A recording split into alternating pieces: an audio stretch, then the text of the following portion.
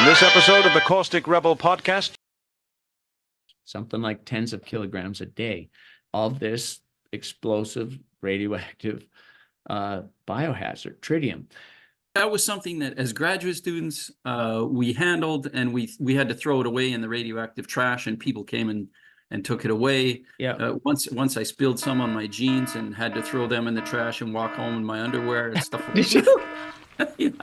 yeah. But I like a good having to walk home in your underwear story. yeah, well, that at least that time I had a good excuse. Yeah.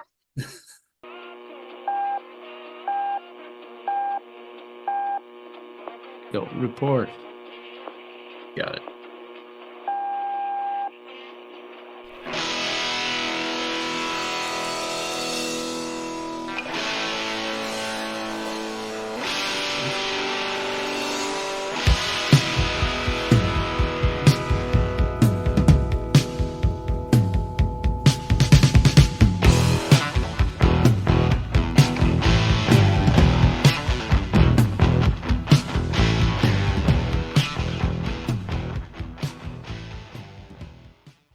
Hello, everyone, and welcome to the Caustic Rebel podcast. I'm Peter O'Shea. And I'm Tom Quinn, coming at you live from Thun, Switzerland. PJ, I believe, is in Vancouver as usual.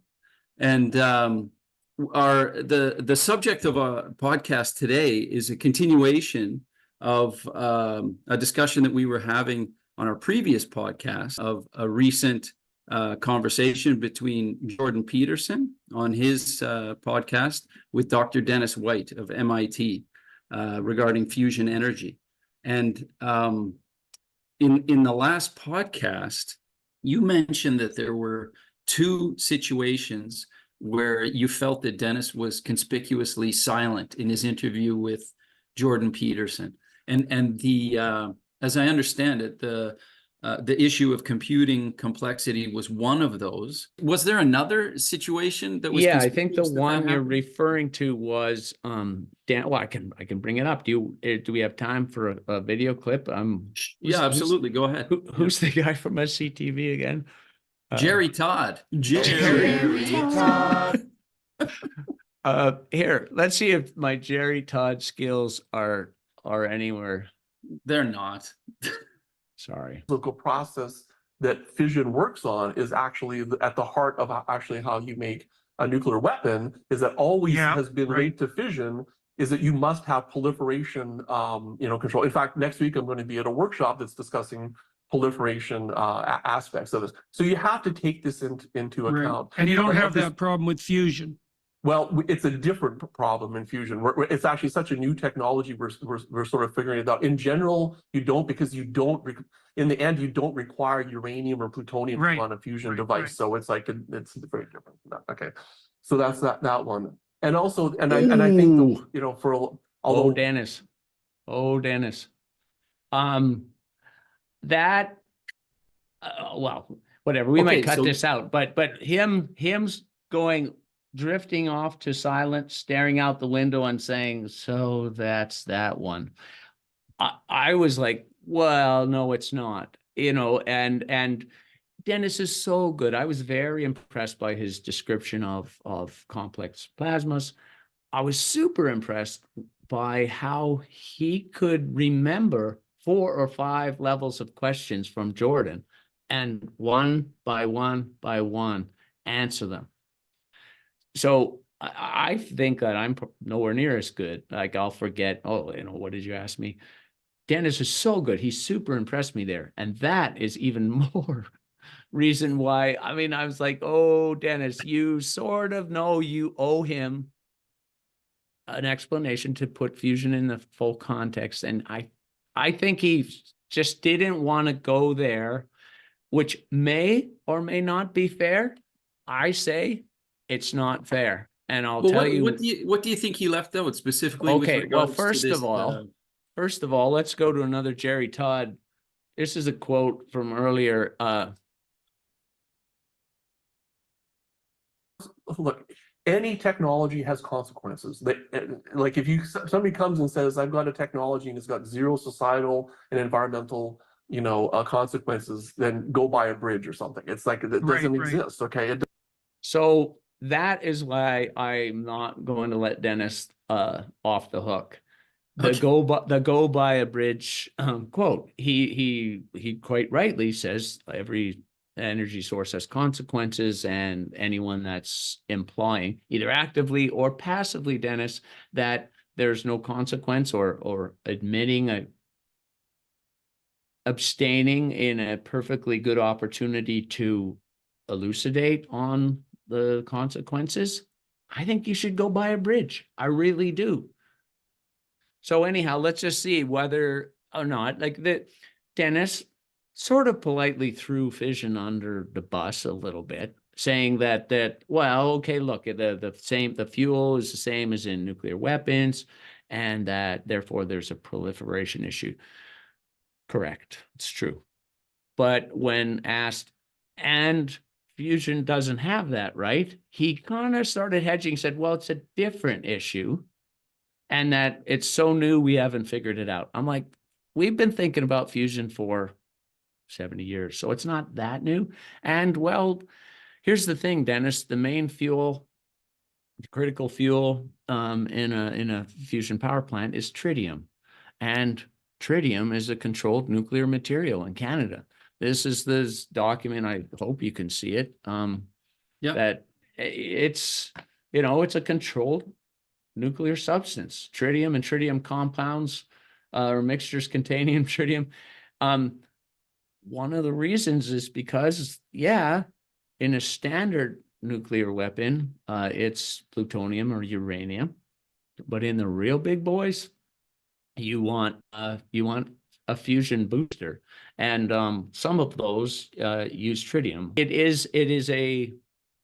It's a material that's very hard to get access to right now, and there's I think there's maybe 10 kilograms in the entire world right now of tritium. It's a controlled substance for proliferation reasons, and maybe Dennis is going to a workshop and maybe he's going to try to smooth the waters and say, look, it's fine, it's fine, it's fine.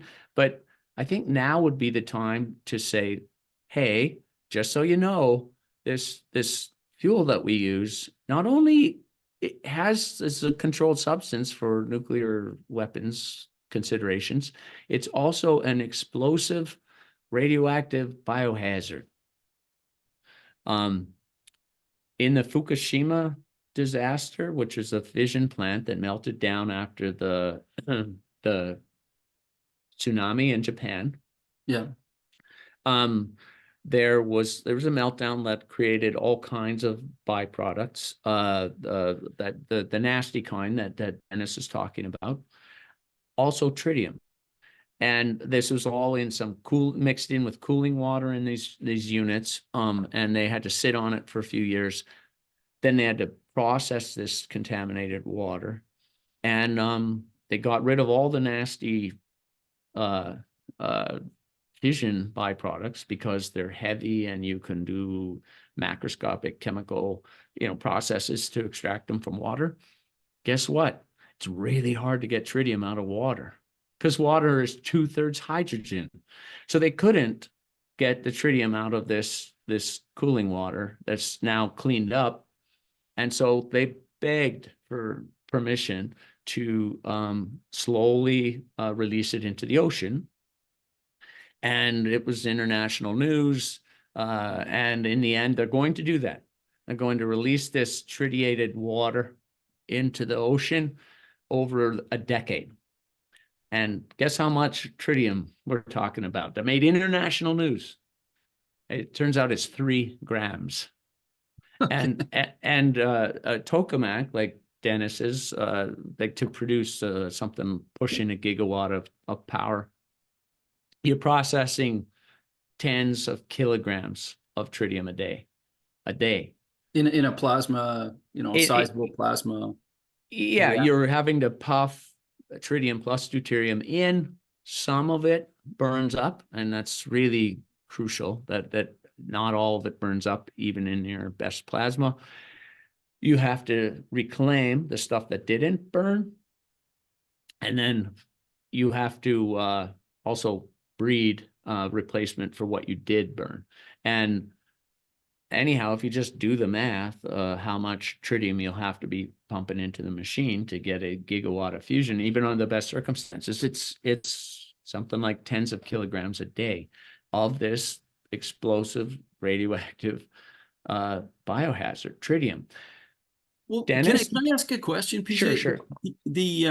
Just to put it in some kind of context, when I was a graduate student, I used to do experiments with cartilage cells, and we would feed the cartilage cells radioactive food, and then look later on with autoradiography and different histological techniques, well, different biochemical techniques to see where the radioactivity ended up inside of the cartilage tissue, like how the cells picked it up and spit it out, right? So you're tracing it with tritium.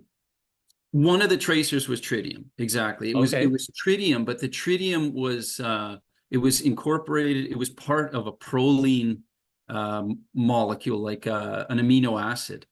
Okay. Right. It wasn't. And so you handled it, tritium. and you didn't die, and so. Well, I'm just saying, like, that was something that as graduate students we handled, and we had to throw it away in the radioactive trash, and people came and took it away. Yeah. Once I spilled some on my jeans and had to throw them in the trash and walk home in my underwear and stuff like Did you?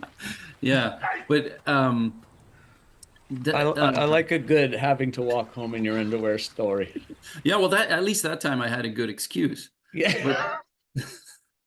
But the point I would put out there is that it's dangerous, and it was a controlled substance for us, right? But it was incorporated into this molecule. It was sequestered in a way. I looked up the behavior of tritium.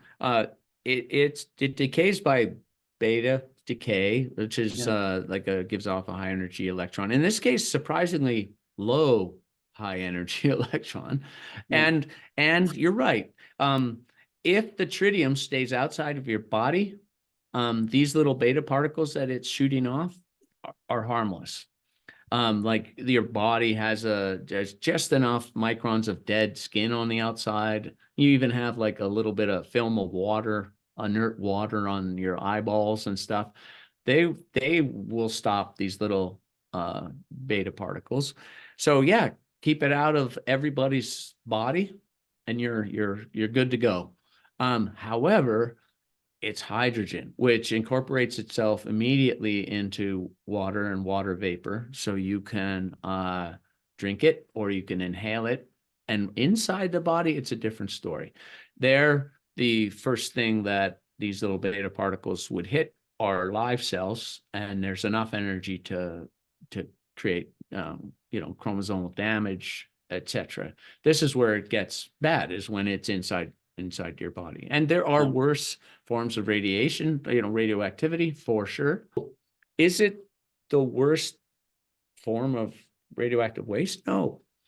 Did it deserve in a 90-minute video from Dr. Dennis Whyte, who warned us about, people minimizing consequences of new energy sources by a bridge, who was asked very politely by Mr. Truth Seeker Jordan Peterson to put fusion in a proper context? You must talk about what radioactive elements to fusion there are, and there's actually others too. But anyhow, Dennis, he didn't take the fifth. When you take the fifth, you say, no comment. I'd prefer not to comment. He just said, well, it's different and we're still figuring it out, and that's that. Yeah, you know what? And I'm like, no, that I feel like that's irresponsible. I'm sorry. It is in the context of what this podcast was supposed to be and who Dennis is. He's an academic leader in fusion. No, I don't think that served the public well. It makes you wonder, like, what exactly is going on in his head when that happens? Because in some ways, like, I would see that as a sort of opportunity. Like, if what you're telling people is that fission involves plutonium and uranium and the stuff of nuclear nightmares, whereas fusion involves this tricky substance, tritium, which is absolutely a problem that needs to be dealt with, but it's not nearly in the same ballpark as plutonium and uranium. Although, as you correctly point out, it's not to be trifled with. But it's odd that he didn't take the opportunity to sort of be forthright, but point out that it's a lot better. I mean, it's bad, but it's better. You know? And at this point, I should have done this off the top of the show. I am a fusion advocate, and I think it will be made to work. And I think that the risks that will be there can be made to be, to be controlled to an acceptable level. And Dennis is right that every form of energy has its consequences. But having pontificated on that point, he dropped the ball. He did. And I'm disappointed in him. We can talk about that. It's not just me that has a bit of a beef with the narrative that comes out of the fusion community traditionally. And I would say it's only gotten worse in the last 6-8 years. And we can talk about that maybe in Podcast 3. When you say it's only gotten worse, you mean the lack of forthrightness with yeah. Like we haven't even really scratched the surface on what is not being said on fusion and what was not said by Dennis. And I mean, I guess one of the final points, and they weren't completely silent on this one, but at 3 times during the 90 minutes on fusion, Jordan Peterson talks about fusion being a potentially extraordinary, one time he said extraordinarily inexpensive form of energy. And he said inexpensive 2 other times. And they did talk about how any new energy that comes in tends to come in at a high price point, and then you work it down as you optimize the processes and things. They did talk about that. But I don't think there is any credible argument that supports the summary statement that it could someday be an extraordinarily cheap form of energy. That is never going to be true. It's always going to be quite complex, like incredibly complex. And you add, somewhat onerous safety considerations to the whole thing, and yeah, it's not going to be as cheap as poking a hole in the ground and burning what comes oozing out, which is what we have now. The important caveat that I think deserves some discussion is how do you expense things? Like, I mean, what is the relative cost of carbon? Right now, it's quite cheap.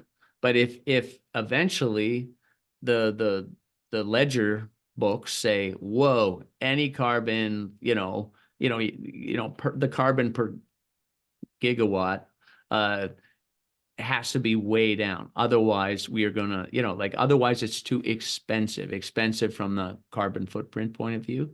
Compared to that penalized form of carbon producing energy, I could maybe see you making the argument that fusion would be cheap because it doesn't come with carbon. Okay. I'm sorry. This last slide, which unfortunately I do have set up there, is maybe a possible topic for podcast number 3 on this. I don't even think he noticed that he threw like 2 or 3 fusion companies under the bus. With this one statement, he was talking about like, oh yeah, fusion, you can do fusion reactions, but many of the processes can never be made to make net energy. Like, for example, an accelerator based. And he says that cannot make net energy, as it turns out, and he just moves on. But with that statement, he opened Pandora's box and then shut it before, I don't even think he realized. But there are a lot of things not being said on the scale of this, which is that academic leaders in the field know, as do I, that some of these concepts cannot be made to make net energy, and yet they're getting just as much press as legitimate approaches. And I think they'll be held to pay for this eyes averted approach to the problems of fusion. This is a big one too. And so everyone is just sitting on their hands, even though there's some real problems in the industry. And I don't have them here, but I can link them to the podcast. Citations of experts in the field saying as much. They just don't tag the name to the company. And it's like, isn't this a problem? I think it's an example of I think the bubble's going to pop. And I wrote a whole article on this. So it's like if you're being loose with the scientific process now, yeah, how can you possibly defend your method with the scientific method later when the shitstorm comes? Okay, So, look, it's late. Yeah, it's getting late. Oh. It's well, go ahead if you want to just wrap up, then. Well, I am so appreciating this. I think I started real slow here. It's been an interesting day. I appreciate your continued interest in this. I am just fascinated. I've been howling in the wilderness for so long. This is like I know I'm going to wake up from this dream, but maybe we'll just leave it for later. That's it for this week, and the Caustic Rebels will come back at you next time. Tom, you give me the agenda, and I'll show up. Yeah, that's already in the works. Don't worry about that. Okay. Okay, have a good one. Yeah, you too. See ya. Bye-bye. Tune in next time, dear listener, as your dynamic duo tackle other daunting questions with other guests. Stay tuned for our upcoming 3-part series with Conor McGregor. Well, a wrecking ball is swinging, ringside bells are ringing.